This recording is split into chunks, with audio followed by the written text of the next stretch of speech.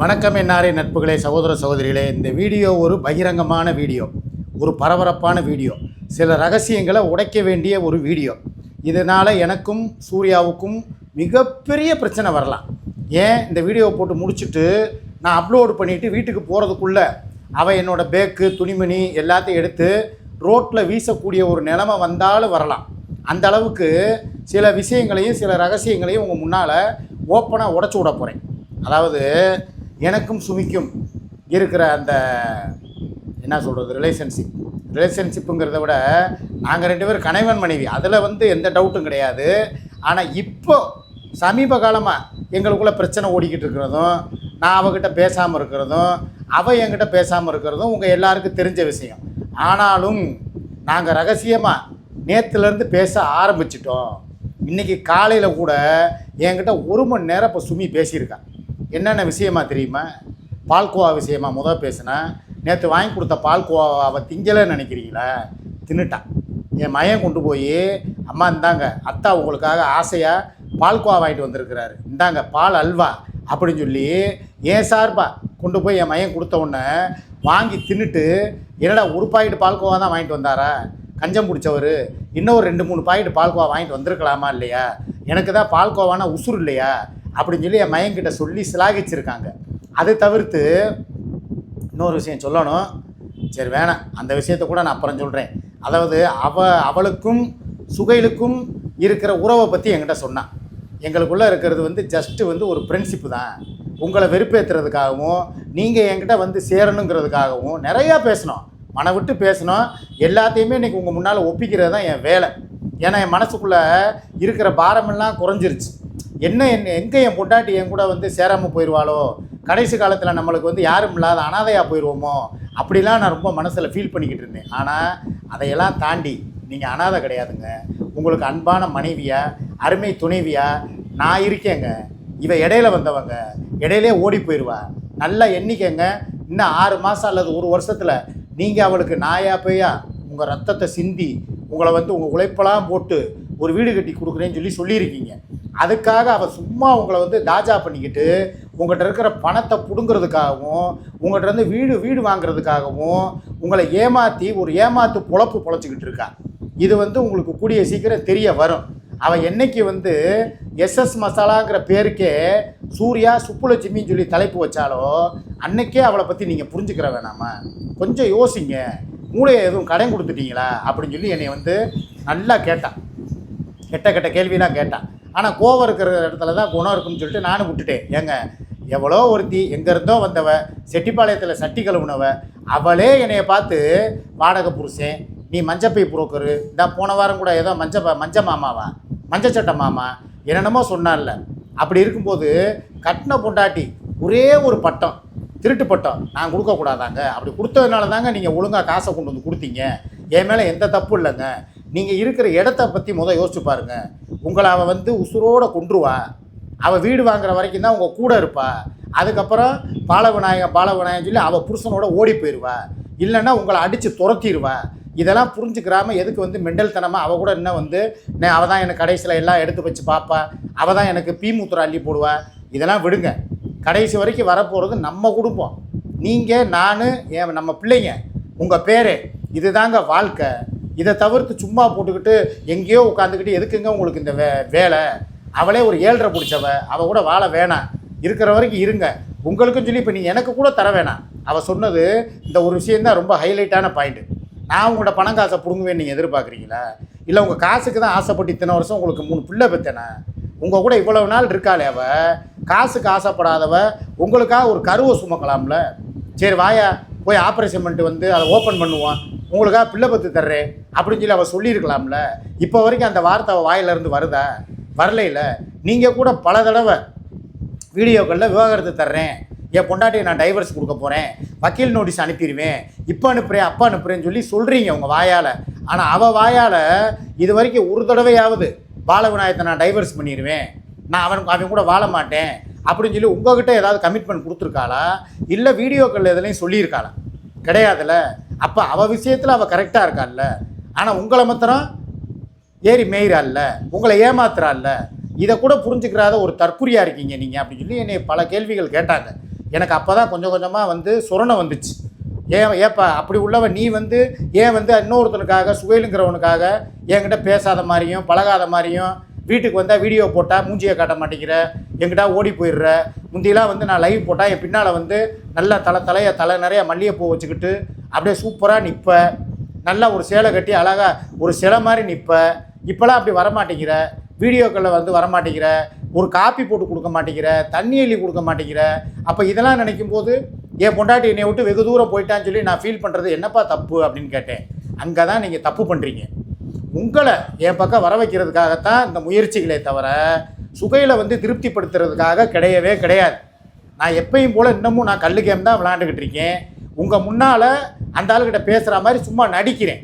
அதே மாதிரி வீடியோவிலையும் அந்த ஆள் ஐடியில் போய் கமெண்ட் பண்ணுறது, சில விஷயங்களை பேசுகிறதுல சும்மா அவங்கள வெறுப்பேற்றுறதுக்கானே தவிர உண்மையான பாசம் எப்படி 23 வருஷத்துக்கு முன்னால் உங்களை கல்யாணம் பண்ணும்போது என் மனநிலை இருந்துச்சோ, நான் எப்படி அன்பை உங்கள் மேலே வச்சேனோ அதே அன்பு இன்னமும் என்கிட்ட இருக்குங்க. நம்ம 2 பேரும் எப்படிங்க கல்யாணம் பண்ணோம் அப்படின்னா, முறைப்படி தான்ப்பா கல்யாணம் பண்ணோம் அப்படின்னு. முறைப்படி கல்யாணத்துக்கு முன்னாடி என்ன பண்ணோம் அப்படின்னா, முன்னாடி நான் ஒன்று எதுவுமே பண்ணலையேப்பா அப்படின்னு.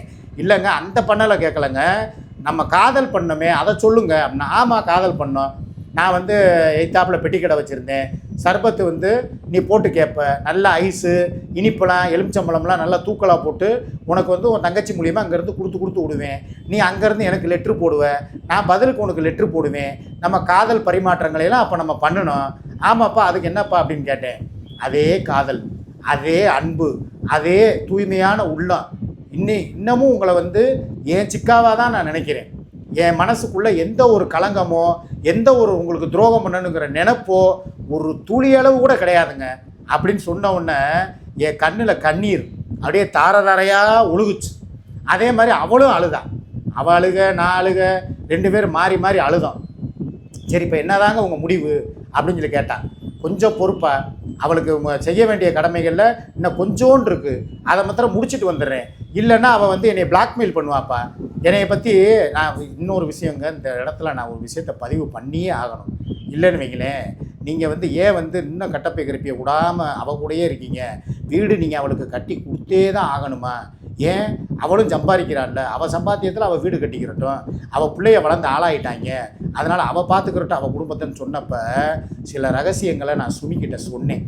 அதை சொல்லும்போது அதை கேட்க கேட்க அவளுக்கு ஓ இதுதான் உண்மை போல், அதனால தான் நம்ம சிக்குபாய் நம்மக்கிட்ட வரமாட்டேங்கிறாருன்னு சொல்லி அப்படியே பூரிச்சு புலங்காயுதம் அடைஞ்சிட்டான். அது என்ன தெரியுமா, இவ என்னைய நிறைய விஷயங்களில், அதாவது நான் குடிப்பேன் தெரியுமா, போதையில் நான் ஏற்கனவே சொல்லியிருக்கேன், ஆனால் மேலோட்டமாக சொன்னேன். இப்போ நான் அதை டீப்பாக சொல்கிறேன். எனக்கே தெரியாமல் என்னை போதையில் இங்கே கிடையாது, குற்றாலத்தில் வச்சு லாஸ்ட் டைம். இப்போ நான் ஏன் அவளை வந்து குற்றாலத்துக்கு வந்து எப்போ வந்தாலும் வாப்பான்னு கூப்பிட்டு போகிறேன், 4 நாள் 5 நாள் இருந்தாலும் குளிக்க வச்சு கூப்பிட்டு வர்றேன்னு உங்களுக்கு தெரியுமா? அந்த அளவுக்கு என்னைய மிரட்டி வச்சுருக்கான். குற்றாலத்தில் ஒரு நாள் நல்ல ஒரு கறி மீன்லாம் சாப்பிட்டு நல்ல ஒரு ரணபோதை சாப்பிட்டதில் எனக்கு மெய் மறந்து என்னையவே அறியாமல் அரைபோதையில் நான் படுத்துட்டேன். எனக்கு ஏற்கனவே வந்து சும்மா மூடியில் மோந்து பார்த்தாலே நல்லா மட்டையாகிறவேன், கரப்பாம்பூச்சி மாதிரி அப்படியே குப்புற காலை விரித்து கவுந்து படுத்துருவேன். அந்த மாதிரி கேரக்டரு நான். எனக்கு ஒரு ஆப்பை ஊற்றி விட்டான், நல்லா மொடா குடிக்க விட்டுட்டான். கேட்டால் குடி, குற்றாலம் வந்தால் எதுக்கு வர்றோம், குடிக்க தானே வர்றோம், நல்லா குளிச்சா போதை இறங்கிடும் அப்படின்னு சொல்லி எனக்கு நல்லா ஆப்பை ஊற்றி விட்டாங்க. ஊற்றி விட்டதில் அதில் என்னத்தை கலந்துருந்தான்னு எனக்கு தெரியலை. அது அந்த ஆண்டவனுக்கு தான் வெளிச்சம். ஏதோ ஒன்று சம்திங் அதில் வந்து ஒரு மெடிக்கல் வாடை வந்துச்சு. இப்படியே மோந்து பார்த்தேன், ஒரு கெட்ட வாடை வந்துச்சு, மெடிக்கல் வாடை, ஒரு மாத்திரை வாடை வந்துச்சு. என்னப்பா அதில் மாத்திரை வாடை வருது அப்படின்னோடனே, நம்ம ஊரில் வாங்குறது சரக்கு வேறு, இங்கே உள்ள சரக்கு வேறுடா, இதில் ஏதோ ஒரு இதாக இருக்குது போல், சும்மா சாப்பிடு அப்படின்னு சொன்னேன். நானும் சாப்பிட்டேன். ஒரு ரவுண்டு சாப்பிடும் போதே எனக்கு ரொம்ப கேராகி போய் அப்படியே ஒரு மாதிரி என் சுயநினைவை நானே இழந்துட்டேன். அந்தளவுக்கு எனக்கு ரொம்ப ஒரு மோசமான நிலைமை. திருப்பி என்னைய மடியில் படுக்க போட்டு மேற்கொண்டு இருக்கிறதையும் குடி நான் வேணாங்கிறேன். அப்படியே கொமட்டுது எனக்கு.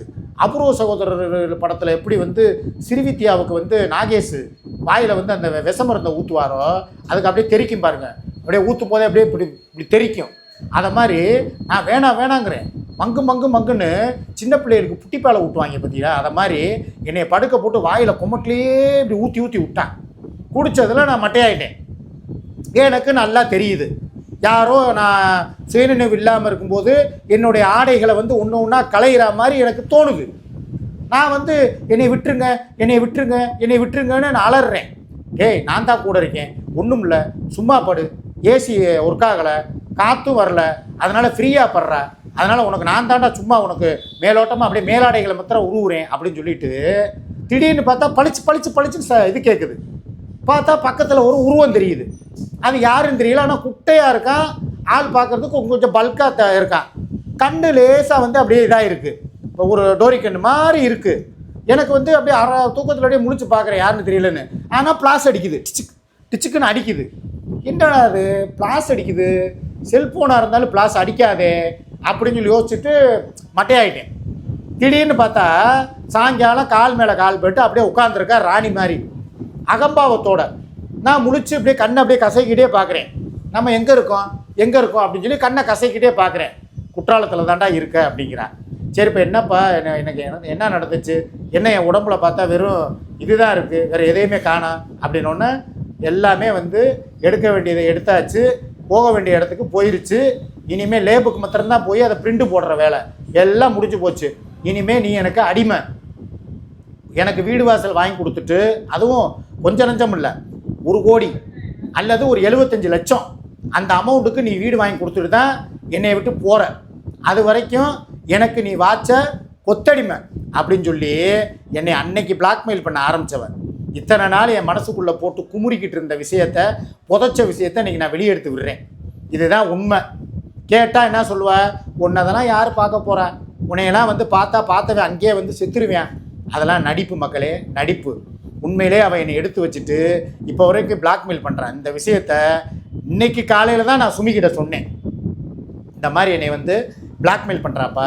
உடனே சுமிக்கு வந்த ஆத்திரத்தை பார்த்தீங்கன்னா, கிளம்பி அலங்காநல்லூர் நான் ஸ்டேஷனுக்கு போகிறேன், இல்லைனா வாரேன், ஜெயந்திபுரத்துக்கு போவோம், இதை என்னங்கிறத நம்ம விடக்கூடாது, நான் இருக்கேன் வாங்க, அவள் எப்படி உங்கள் மானத்தை வாங்கிடுவாங்கிறத நான் பார்க்குறேன், உங்களுக்கு கடைசி வரைக்கும் மனைவியாக இருக்க போகிறவன் நான், உங்கள் அந்தரங்கத்தை பார்க்க வேண்டியது நான் மட்டும்தான், கண்ட நாயும் கிடையாது. அதை அவள் பப்ளிக் பண்ணிடுவாளா, அவளை இன்றைக்கி உண்டு இல்லைன்னு பார்க்குறேன்னு சொல்லி இப்போவே கிளம்பினேன் ஆட்டோவில். நான் வேணான்ட்டேன். அதை எப்படி வாங்கணுமோ அந்த மாதிரி பேசி அதாவது நைஸாக அவளை அப்படியே நாசுக்கா நான் வாங்கிட்டு நம்ம குடும்பத்தோடு வந்து சேர்ந்துடுறப்பா அப்படின்னு சொல்லி சுமிக்கு நான் கமிட்மெண்ட் கொடுத்துருக்கேன். இதை ஏன் நான் இப்போ பப்ளிக்காக உடச்சி விட்டேன்னா, இனிமேல் எனக்கு சூர்யா மேலே எந்த பயமும் கிடையாது. ஏன்னா நான் முதல்ல ஆள் இல்லாத அனாதையாக இருந்தேன். இப்போ சுமிங்கிறது எனக்கு தோளுக்கு தோல் கொடுக்கறதுக்கு தோழியாகவும் பொண்டாட்டியாகவும் எனக்கு அம்மாவாகவும் எனக்கு வந்துட்டா. அப்படிங்கும்போது இனிமேல் உன்னுடைய பாட்சா எதுவுமே என்கிட்ட படிக்காது, என்னை நீ பிளாக்மெயில் பண்ணவும் முடியாது. அப்படி போடுறியா, தாராளமாக பப்ளிக் பண்ணு, நான் அதை பற்றி கவலைப்பட போகிறதே கிடையாது. ஏன்னா இதுக்காக நான் எவ்வளவோ பயந்துக்கிட்டு இருந்தேன் ஒரு டயத்தில். ஆனால் இப்போ துணிஞ்சிட்டேன். காரணம் என்னென்னா, அந்த நபர் இருக்காங்க பார்த்தீங்களா, அந்த 3வது நபர், அந்த போட்டோவை பூரா கிளிக்னு எடுத்தான் பார்த்தீங்களா, ஒரு பிளாஸ் போட்டு, அவன் யாருங்கிற உண்மையும் தெரிஞ்சு போச்சு. இப்போ சுமி கிளம்பி ஒரு ஊருக்கு போகிறான், மேலூரில் யார் இருக்காங்கிறது உங்களுக்கு தெரியும். போய் நேரடியாகவே நீ இங்கேருந்து ரிமோட்டு வேலை பார்க்குற சூர்யா, ஆனால் சுமி கிளம்பி நேராக எங்கே போகிறா, மேலூருக்கு போகிறான். போய் அந்த நபரை, மர்ம நபரை, குட்ட நபரை நேரடியாக பார்த்து சில விஷயங்களை பேசி, என் வாழ்க்கை முக்கியம்னா நீ வச்சிருக்கிற அந்த ஃபோட்டோக்கள் சில இதெல்லாம் கொண்டு வந்து என்கிட்ட ஒப்படைச்சிரு, இல்லையா உன்னையும் சேர்த்து தான் கொடுப்பேன், நீ வந்து நிற்கணும் அப்படின்னு சொல்லி இப்போ போய் பேச போகிறேன். இதை பேசி மாத்திரம் சுமி வாங்கிட்டு வந்துட்டா அப்படின்றால் எங்கள் வாழ்க்கை, என்னுடைய வாழ்க்கையும் சுமியோட வாழ்க்கையும் ஒளிமயமாக இருக்கும். இனி நான் யாருக்கும் பயப்பட மாட்டேன், யாருக்கும் வந்து நான் அஞ்ச போகிறது கிடையாது. நான் அடிக்கிற அடிலாம் எப்படி இருக்குங்கிறது சூர்யாவுக்கே தெரியும். நீ ஒரு அடி அடித்தா நான் ஏன் அவகிட்ட அடி வாங்கிட்டு, இன்னொரு விஷயம் சொல்கிறேன் மக்களே, உங்களுக்கு இந்த ரகசியத்தை நான் உடச்சி விட்டுறேன். நான் ஆள் பல்காக இருக்கேன், 6 அடிக்கு வந்து 2 இன்ச்சு தான் கம்மி. ஆனால் சூர்யா 3.25 அடி தான் இருக்கா. ஏன் நான் அவகிட்ட வந்துக்கிட்டு அவள் அடிக்கிற அடியவும் எல்லாத்தையும் வாங்கிட்டு பொறுத்து போகிறேன். எத்தனையோ நாள் உங்கள்கிட்ட சொல்லியிருக்கேன், என் சில்லு மூக்கை உடச்சா, என் கொட்டையை பிச்சு விட்டா, அதுபோக அவள் என்னை வந்து குறவலையில் மிதிச்சா, அல்லையிலேயே குத்துனான். எல்லாத்தையும் பொறுத்து போனவன் எதுக்காக, இந்த சில பிளாக்மெயில்களுக்காகத்தான் பொறுத்து போனேன். இனிமே இந்த ஃபோட்டோக்களும் வீடியோ ஆதாரங்களும் என் கைக்கு வந்து சேர்ந்துருச்சுன்னு மாத்திரம் வைங்களேன், அதுக்கப்புறம் என் ஆட்டத்தை பார்க்குறீங்களா, சும்மா வேறு லெவலில் இருக்கும். அடித்து பிரித்து மேய்ஞ்சிருவேன். அதனால் எனக்கு ஏதாவது கேஸ் ஆனால் கூட பரவாயில்ல. ஆனால் அவளை அடித்தா அது நியூஸ் ஆயிரும் வேறு மாதிரி. ஏன்னா பெண்கள் மேலே கை வச்சா இப்போ வந்து சட்டங்கள் கடுமையாக இருக்குது, உமன் ஹராஸ்மெண்ட்டு. அதனால் தொடமாட்டேன். சுமியை விட்டு குமுறுன்னு குமுற விடுவேன். ஏன்னா சுமியும் 3.25 அடி, இவளும் 3.25. 3.25க்கு 3.25 சேர்ந்தா 7.5. கரெக்டாக வருதா? அப்போ என்ன ஆகும்? ரெண்டையும் சேர்த்து விட்டு 7.5 இழுத்து விட போகிறேன்.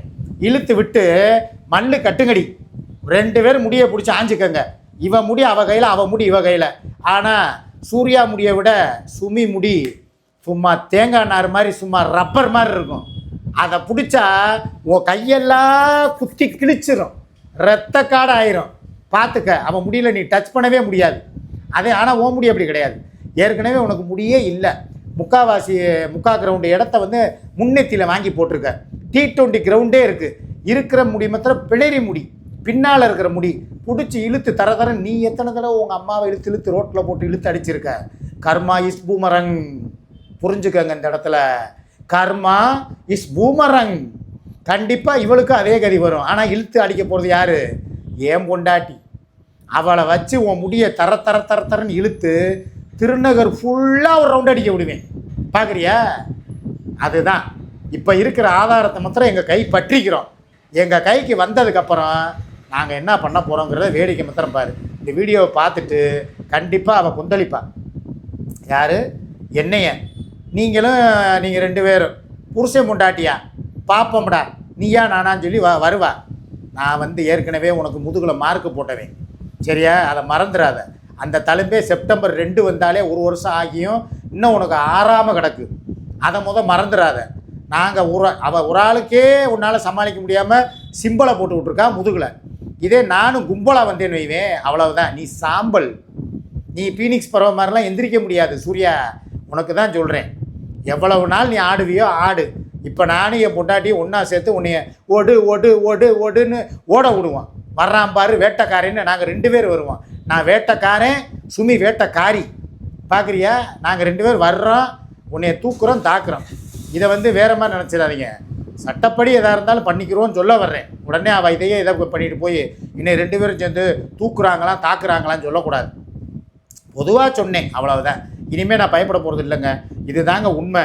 நடந்த விஷயங்கள் இது தான். நான் ஏன் பயப்படுறேன்? நானும் சுமியும் வந்து இனிமேல் ஒன்று சேர்ந்து எப்படி வாழ்க்கை வாழ போகிறோம், அந்த ஒளிமையான எதிர்காலத்தை தேடி நாங்கள் ஓட போகிறோம். இதுதான் நடக்க போகுது. இதில் யார் குறுக்க வந்தாலும் சரி தான், யாரையும் கண்டுக்கிற மாட்டோம். அவங்கவுங்க வாழ்க்கைன்னா இதுதான் வாழ்க்கை. யார் கூட போய் வாழ்ந்தாலும் கடைசியாக நம்மளுக்கு வந்து உதவுறது யார்? நம்ம குடும்பம், நம்ம பொண்டாட்டி, நம்ம பிள்ளைய தான். நேற்று ஒரே ஒரு பால்கோவா, அதில் செஞ்ச வேலையை பார்த்தீங்களா? அது சாதாரண பால்கோவா நீங்கள் நினைக்கிறீங்க. அந்த பால்கோவாவில் கேரளா நான் போயிட்டு வந்த விஷயம் உங்களுக்குலாம் தெரியாது. எதுக்காக 4 நாள் 5 நாள் நாங்கள் குற்றாலத்தில் இருந்தோம் உங்களுக்கு தெரியுமா? அதில் ஒரு விஷயம் இருக்குது. நான் சூர்யாவுக்கே தெரியாமல் சூர்யாவை விட்டுட்டு அந்த கேரளா பார்டர் தாண்டி கோட்டநாடு கோவிந்தசாமின்னு சொல்லி